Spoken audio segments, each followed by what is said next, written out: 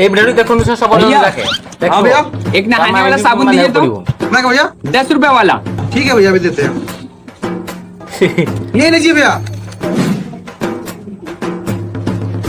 ये लीजिए भैया पैसा। যদি মাগমান বাহার করু তো अब इसमें से गांधी जी कहाँ गए? अरे वो नहाने बैठे हैं इसीलिए तो उन्होंने मुझे भेजा साबुन लाने के लिए। মহাত্মা গান্ধী का दिए तब मैं साबुन में ठीक है भैया चलता हूँ वरना दादाजी गुस्सा हो जाएंगे।